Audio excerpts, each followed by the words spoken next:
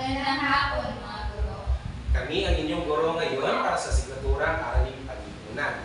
Ako si Ginoong Cornelius at ang aking kasama. Ako naman si Binibining Isoto. Ngayon, aanayaan ko kayong lahat na tumayo para manalangin bago tayo magsimula sa ating klase. Sa ngalan ng Ama, ng Anak, at Espiritu Santo. Amen. Ama namin, sumasalangit ka, sambahin ng ngalan mo. Mapasa amin ang kaharian mo, sundin ang huwag mo dito sa lupa, malaman sa langit. Bigyan mo kami ng makain sa pang-araw-araw. Pagpatawarin mo kami sa aming mga sala. Gaya na pagpatawad namin sa nakasala sa amin. Huwag mo po kami pagpulot sa tukso at iadyan kami sa lahat ng mga amin. Sa ngalan ng Espiritu Santo. Amen. Okay, class. Okay, mga bata, umupo kayo dahil mag-attendance muna ako.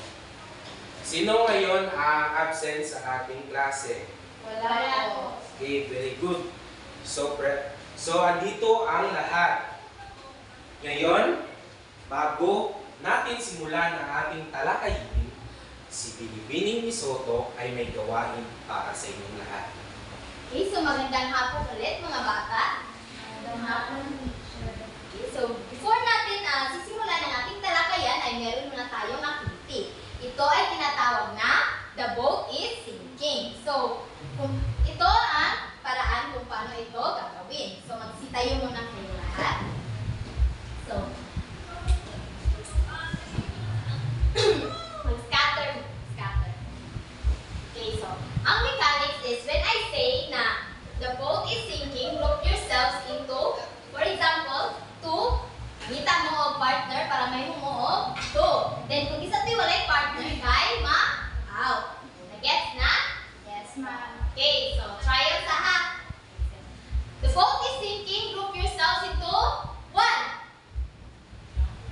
Group yourselves into 3. Okay, so play na ha, play na. Okay, so start. The boat is sinking. Group yourselves into 3. 1, 2. Okay, so Lyra. So ang ating winner ay si Catherine at si Mariani. Okay, so let's give Shaira, kita ka sa gitna. Ikaw ay magbigay ng Dorna claps sa inyong mga class. Yes. 1, 2, 3. Ding ang bato, Dorna! Okay, so thank you. Next is ang pasahan ng bola. Okay, so please read the mechanics at 1. Pasahan ng bola habang maawit ang mga bata. Ipasa ang bola sa kalapit at sa patigil ng awit ay may magbigay ng dahilan kung bakit napasailalim ang mga Pilipino sa Kristyanismo. Okay, so ang ating kakantahin ay may 3 bibig.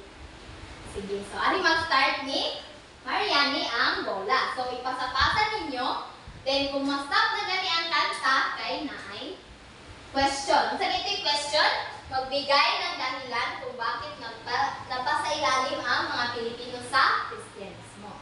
Okay, so ready na? Yes, ma'am. So, muapil ko kanta ha, may 3 bibig eh. Ready? Start! May 3 bibig akong nakita. Mabayat mga bibig, ngunit sa likod ay isa. Ang leader na nagsabi ng kwak-kwak. Okay, so si Abunda ang bibigay ng kanyang answer. So Abunda, sa iyong palagay, magbigay ng dahilan kung bakit napasailalim ang mga Pilipino sa Kristyanismo. Napasailalim ang mga Pilipino sa Kristyanismo dahil ng Biblia. So, ang sabi nga Abunda ay dahil ni Magellan. So ngayon, si Ginoong Cornelius ang magtatalakay o mag-explain kung bakit o ano ang mga dahilan ng pagsasailalim ng sa mga Pilipino sa Kristyanismo. Okay. Okay, mga bata, tumingin kayo dito sa telebisyon. Ano ang nakita ninyo sa dalawang larawan? Mga pamayanan. Okay, mga pamayanan. Ano pa? Okay, syudad. May syudad. Okay, parang baryo. May maraming tao. Ano pa dito? Maraming bahay. Ano? Squatter. Okay, mga matataas na mga infrastruktura, mga building. Okay. Ngayon, sa tingin nyo, dito sa pamayanan ngayon at pamayanan noon, saan nyo gustong tumira? Bakit? Bakit sa pamayanan noon gusto nyong tumira? Malinis? Mapayapa? Ano pa? Maliwalas. Okay. Nakita ninyo sa pamayanan noon, ano ang inyong nakita? Yung talagang nakakasentro ng atensyon. Yung tama, yung simbahan. Dito sa pamayanan noon, ang simbahan ay yung sentro ng isang block o sa isang lokasyon. At dito sa pamayanan ngayon, wala na kayong nakikitang simbahan. Ngunit, kaunti na lang sa iba't ibang lugar. Okay. Bakit kaya sa panahon noon may simbahan sa bawat sentro ng isang puebla? So, ito ay dahil sa tinatawag na reduksyon. Ang reduksyon ay pakibasa. Ito ay ang paglipat ng mga Pilipino sa bagong tahanan ng Pilipinas. So, ang reduksyon daw ay ang paglipat ng mga Pilipino sa bagong panahanan o tirahan. So, bakit kaya lumipat ang mga Pilipino sa panibagong panahanan o tirahan? So, isa sa mga dahilan, pakibasa, Upang madaling maturuan ng dasal at katisismo ang mga katutubo.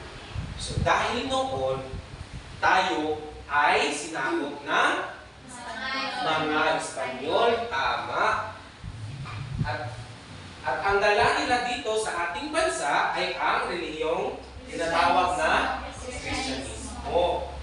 Dahil sa Kristyanismo, gusto ng mga pari na madaling maturuan ang mga Pilipino noon ng Kristyanismo. Kaya ginawa ang reduksyon. So, at isa ay ang Upang madaling matipon ng mga tao kung may gustong ipaalam ang mga Espanyol. okay. Dahil dito, ang pamayanan noon sa nakikita ninyo ay maraming tao sa sentro ng kanilang puebla. Dahil dito sila nagtapok-tapok at nagdidiriwang. So, ang epekto nito, ano kaya ang naging epekto nito ng reduksyon sa panahon natin ngayon?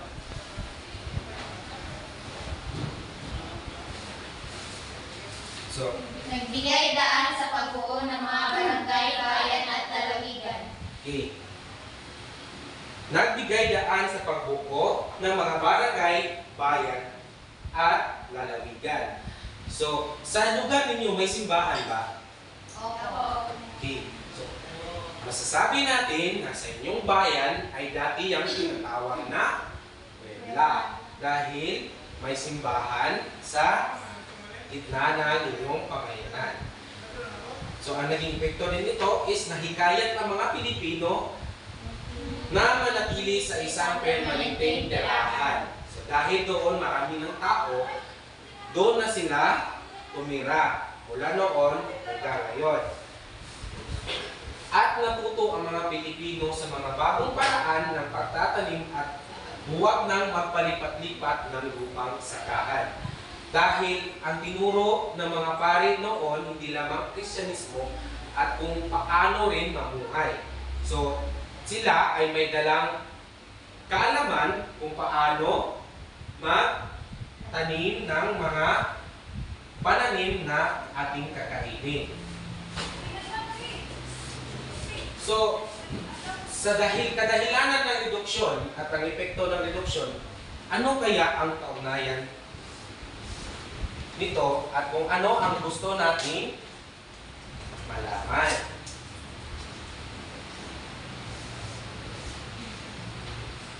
Pakibasa.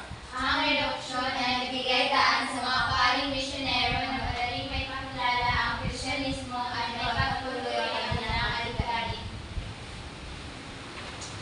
So, ang reduksyon ay ang nagbigay daan sa mga paring misyonero na madaling maipakilala ang Kristyanismo at may patuloy ang kanilang adikain. So, ang kanilang adikain ay turuan ang mga Pilipino ng Kristyanismo. Ngayon, may tanong ako.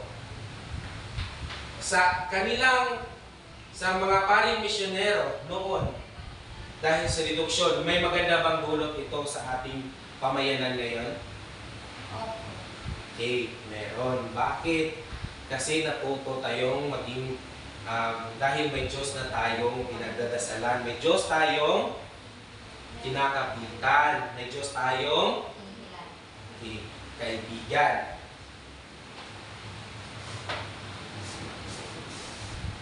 Dahil sa reduction, maraming mga tao ang naging Kristiyano sa Pilipinas.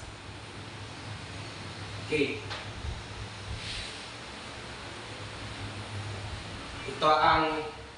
Ito naman ay para sa kay Binibining Isoto. Okay, so, nalaman na natin ang mga dahilan ng pagkakaroon ng reduksyon, epekto at ang kaugnayan. So ngayon, ang ating gagawin is, pakibasa muna ang nasa TV. Gusto mo turuan ng mga tao sa pangingisda at kung paano gumawa at alagaan ang kagulong ng isda. Alin ang pipiliin mong maayos na panahanan upang mas mabilis mo sila turuan? Bakit? Okay, so, bibigyan ko kayo ng naninis na papel. So, isulat ang inyong mga sagot sa loob lamang ng 5 minuto. Okay, timer starts now. Okay, so time's up. Ipasa na ninyong mga papel. Thank you. So,